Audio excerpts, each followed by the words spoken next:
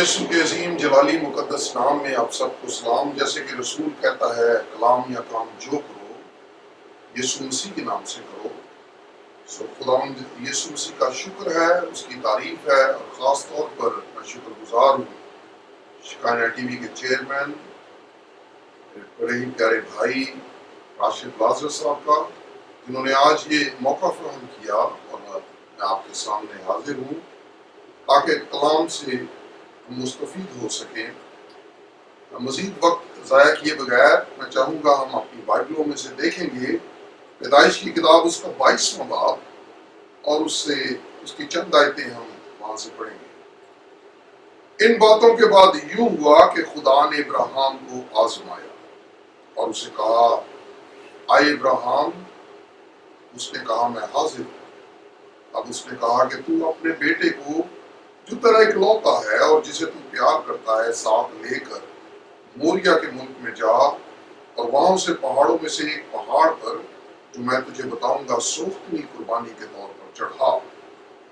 اب ابراہیم نے صبح سویرے اٹھ کر اپنے گدھے پر 4 جامہ کسا اور اپنے ساتھ 2 جوانوں اور اپنے بیٹے اسحاق کو لیا اور سوختنی قربانی کے لیے لکڑیاں چیری، اور اٹھ کر اس جگہ کو جو خدا نے اسے بتائی تھی روانہ ہوا۔ تیسرے دن ابراہیم نے نگاہ کی اور اس جگہ کو دور سے دیکھا۔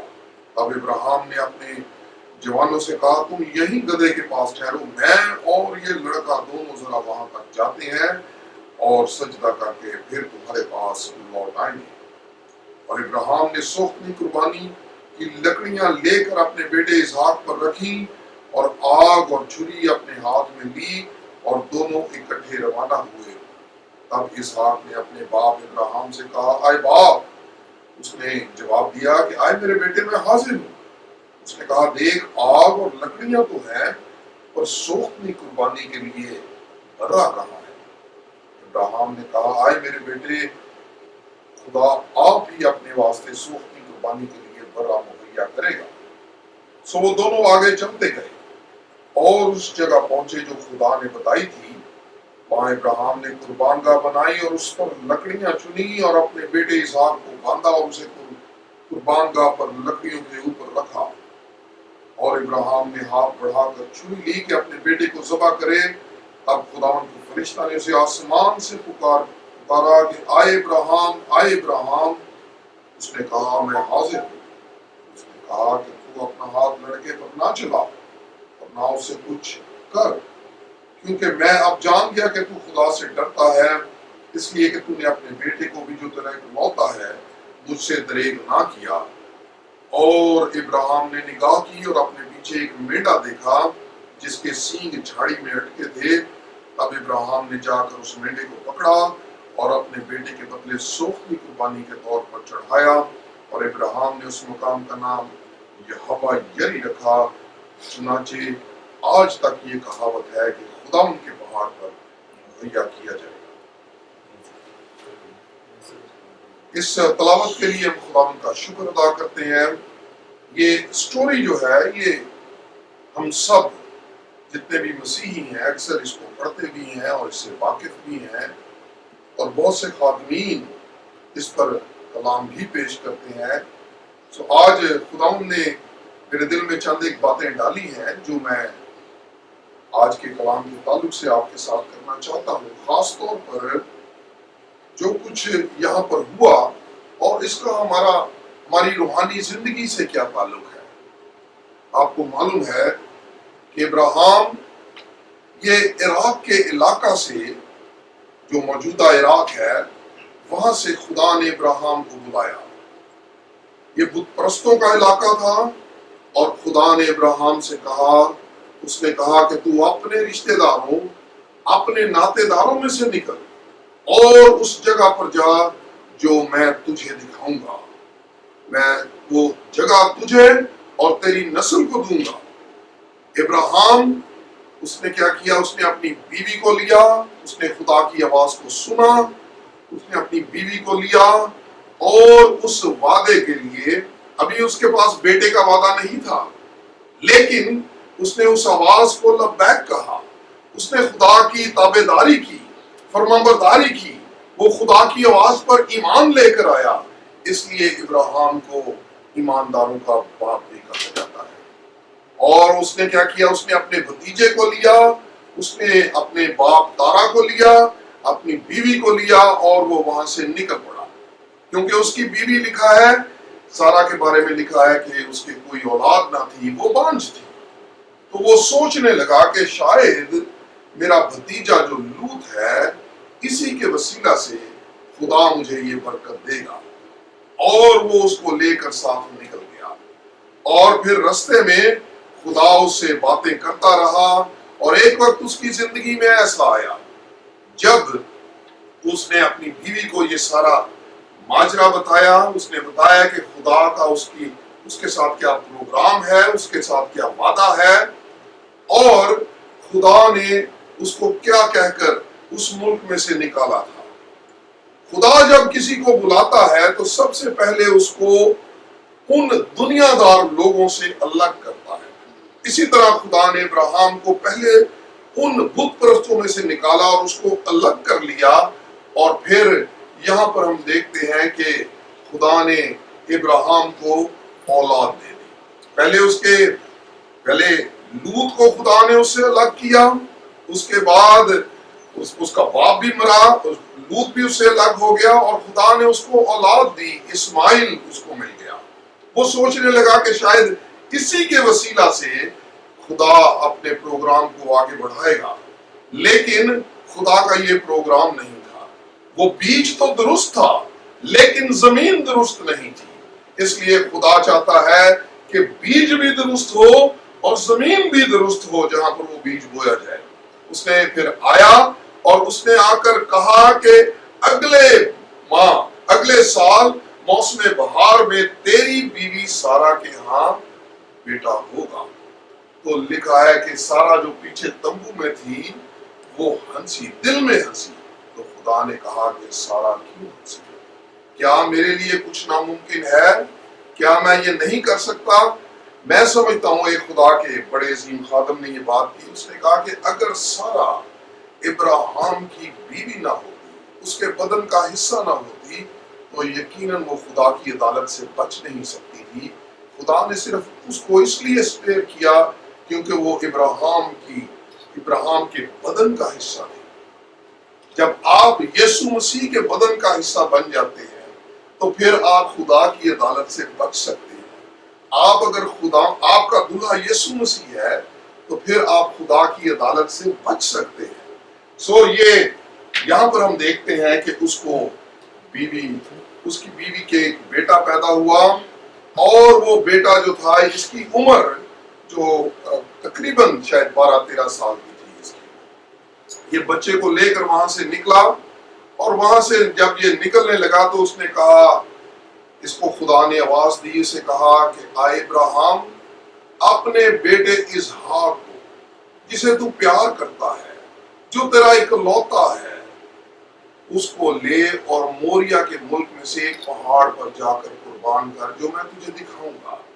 اب یہ ایک ایسی آزمائش تھی، کسی بھی والد کو یہ کہا جائے، کسی بھی باپ کو یہ کہا جائے کہ جو تمہارا اکلوتا بیٹا ہے، جو اکیلا بیٹا ہے، جسے تم پیار کرتے ہو، اسے لے جا کر تم میرے لیے قربان کر دو۔ یہ ایک بڑی عجیب سی بات تھی، ایک بڑی عجیب سی آزمائش تھی، لیکن ابراہیم کو پتا چل گیا تھا کہ یہ بات کیوں ہوئی ہے۔ بات دراصل کیا تھی کہ ابراہیم کو جو برکت ملی تھی خدا سے، وہ اس برکت کے ساتھ اتنا لپٹ چکا تھا کہ برکت دینے والے کو بھول چکا تھا۔ ابراہیم اور خدا کے درمیان میں اسحاق آ چکا تھا۔ وہ یہ نہیں کہہ سکا کہ آئے خدا، میں تو سب سے زیادہ تجھے پیار کرتا ہوں، جب خدا نے اسے کہا کہ جسے تو پیار کرتا ہے، جو تیرا اکلوتا ہے، آج اس کو لے کر آ اور میرے لیے قربان کر۔ ابراہیم کو پتا چل گیا کہ مجھ سے مسٹیک کیا ہوئی ہے۔ بعض اوقات ہم اپنی زندگی کے اندر برکتیں مانگتے ہیں خدا سے، اور جب خدا ہمیں برکت دے دیتا ہے، ہم اچھا گھر مانگتے ہیں، گاڑی مانگتے ہیں، اچھی بیوی مانگتے ہیں، اچھا شوہر مانگتے ہیں، वो बरकतें जब खुदा हमें दे देता है तो फिर हम उन बरकतों के साथ इतना लिपट जाते हैं कि बरकत देने वाले को भूल जाते हैं। उस वक्त तक हम दुआएं करते हैं, खुदा की परस्तिश करते हैं, तमजीद करते हैं, उसके आगे रोजे भी रखते हैं, कहते हैं खुदावन मेरा ये काम कर दे, मेरे कारोबार को चला दे, ऐसे हो जाए, ऐसे हो जाए। और जब वो हो जाता है तो फिर हम खुदा की तमजीद में, उसकी मदासराई में, उसकी शुक्रगुजारी में गफलत बरतना शुरू कर देते हैं। यही काम इब्राहिम ने भी किया और वो बच्चा खुदा और इब्राहिम के दरमियान आ चुका था। उसने कहा जिसे तू प्यार करता है, जो तेरा इकलौता है, उसे आकर मेरे लिए कुर्बान कर। और ये कोहे मोरिया कोई और जगह नहीं है। अगर आप दूसरा तवारीख उसका 3 बाब देखेंगे तो आपको मालूम होगा कि उसी जगह पर बाद में सुलेमान बादशाह हैकल बनाने लगा। जो यहूदियों की हैकल है ये फिर उसी जगह पर ही तामीर हुई। ये यरूशलेम में वाक़ था। सो इब्राहिम वहां से निकला और जाकर वो उस बच्चे को उसने साथ लिया, साथ उसने अपने 2 नौकर ले लिए और उनको लेकर वो वहां पर जाने लगा। रास्ते में बच्चा पूछने लगा, कहने लगा डैड लकड़ियां भी हैं, आग भी है, लेकिन बर्रा नहीं है, हम कुर्बान किसको करेंगे? तो इब्राहिम कहने लगा कि बेटा खुदावंद खुद मुहैया करेगा, खुदावंद मुहैया करेगा। ये अंबियाना कलाम उसने वहां इब्राहिम क्योंकि नबियों की लड़ी में है और ये ईमानदारों का बाप है, उसने एक नबूवत कर दी। उसने कहा कि खुदावंद अपने पहाड़ पर बर्रा मुहैया करेगा और उसने किया। जब यूहन्ना बपतिस्मा देने वाले के पास खुदावंद यीशु मसीह आया तो यूहन्ना बपतिस्मा देने वाला कहने लगा कि ये है खुदा का बर्रा जो जहान का गुनाह उठा ले जाता है। खुदा ने हमारी खातिर एक ऐसा बर्रा, एक ऐसी सोखनी कुर्बानी मुहैया की जिसने पूरे जहान का फिदिया दे दिया और हमारे गुनाहों को उठा कर ले गया। सो यहाँ पर वो अपने बेटे को लेकर वहां पर जा रहा था। सो वो जब वहां पर पहुंचा तो उसने जब बच्चे को बांधना शुरू किया तो मैं समझता हूं कि ये कोई मामूली बात नहीं थी। उस वक्त बच्चे को पता चल गया कि आज मुझ पर छुरी चलनी है। उसको ये इल्म हो गया कि आज मेरे बाप ने मुझे मारना है। मुमकिन है वो बच्चा रोने और चिल्लाने लगा। वो कहने लगा कि अब्बा तू तो जान लग्या करो मेरा मुंह चूमना से, मुझे प्यार करता था, तू तो मैं बीमार होता था तो मेरे सरहाने बैठा रहता था, सारी रात मुझसे लिपटा रहता था, मुझे बड़ा प्यार करता था। और वो कहने लगा कि ये तू क्या करने लगा है? लेकिन उस वक्त इब्राहिम ने उसकी कोई ना सुनी। बच्चे ने हो सकता है अपनी माँ का वास्ता भी दिया हो कि माँ को क्या कहेगा जाके, तू उन्होंने आज क्या सी कि इन्हों तैयार कर दे, मेरे नाल जाएगा और कुर्बानी चढ़ा के असी वापस आवांगे ते जदों मेरे बगैर जावेगा वापस ते ओनू की कवेगा, ओनू की कवेगा? तू क्या ओनू तैयार कर दे ते अगर ओनू तू ओथे दसदा ते ओने मैनू नहीं सी आन देना। तू ये की कीता है? ओ बाप दे नाल पता नहीं की गल्लां करन लग पिया।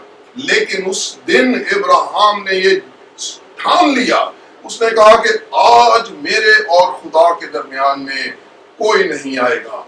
जब हम ये ठान लेते हैं तो फिर देखें कि कैसे खुदा ने इब्राहिम को बरकत दी।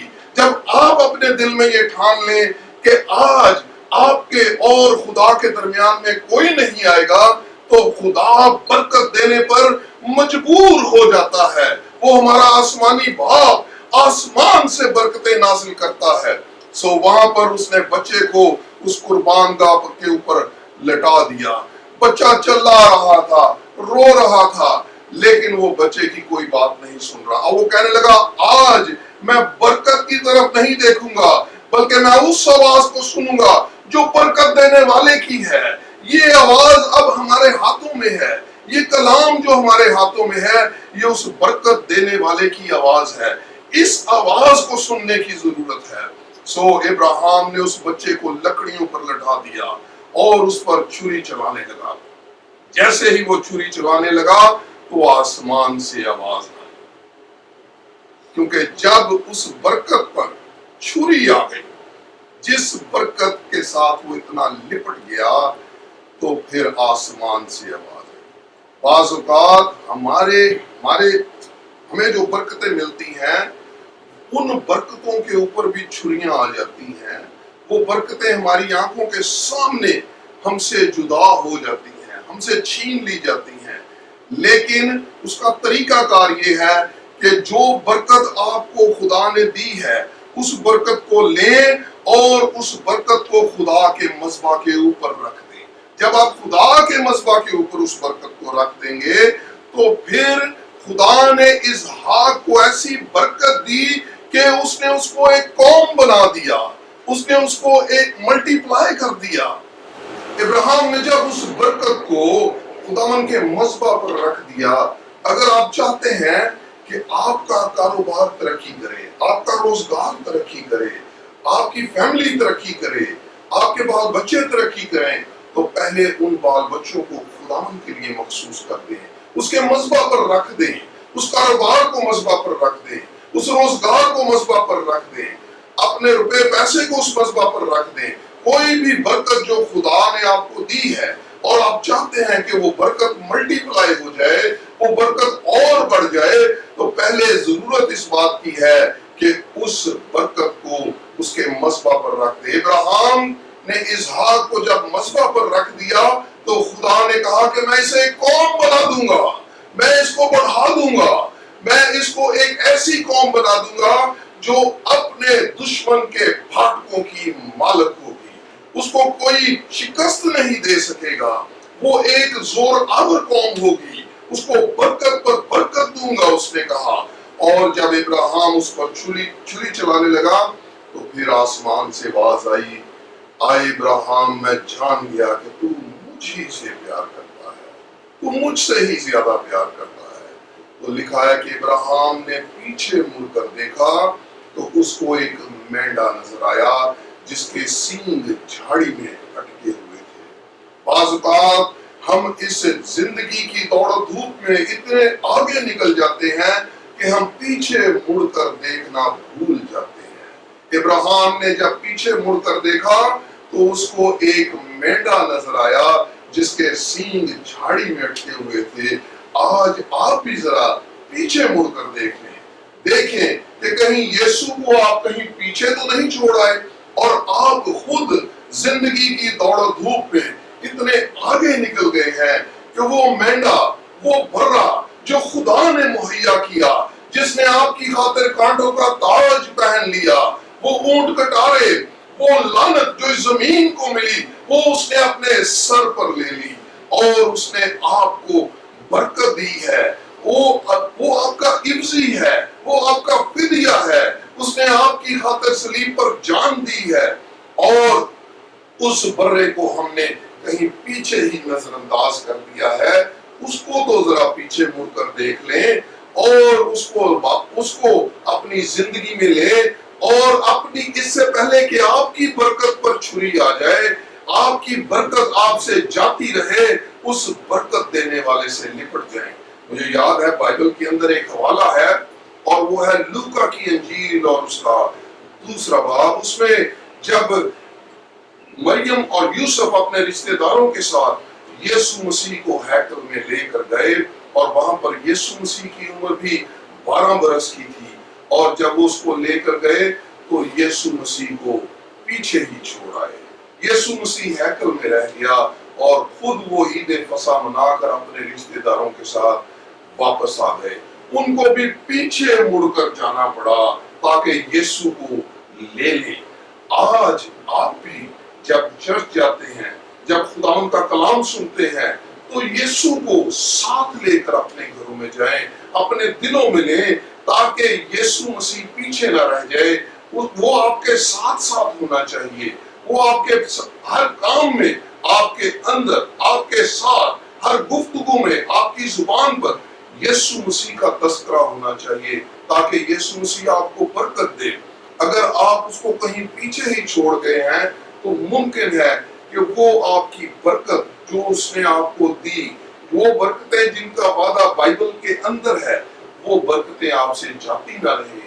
ان برکتوں کو اپنے پاس رکھنے کا، ان برکتوں کو ملٹی پلائی کرنے کا، ان برکتوں کو بڑھانے کا صرف ایک ہی طریقہ ہے کہ وہ فدیہ جو خداوند یسوع مسیح ہے اس کو اپنے پاس رکھیں. ذرا پیچھے مڑ کر دیکھ لیں، کہیں ایسا تو نہیں کہ یسوع آپ کی زندگی میں نہیں ہے. اگر یسوع زندگی میں نہیں ہے تو وہ پروٹیکشن، وہ حفاظت جو خداوند آپ کی یسوع مسیح کے وسیلہ سے کرتا ہے، وہ حفاظت آپ کی نہیں ہوگی. آپ کی برکتوں کے اوپر چھری آ سکتی ہے. اس چھری سے بچنے کا ایک ہی طریقہ ہے کہ پیچھے مڑ کر دیکھ لیں. اس نے ہماری خاطر فدیہ اس لیے دیا تاکہ وہ برکت ہمارے پاس رہے. وہ ہمیشہ ہمارے ساتھ رہنا چاہتا ہے. وہ چاہتا ہے کہ آپ کی برکتیں ملٹی پلائی ہوں، آپ روز بروز ترقی کریں اور آپ خداوند یسوع مسیح میں بڑھتے چلے جائیں. خداوند آپ کو برکت دے. God bless you.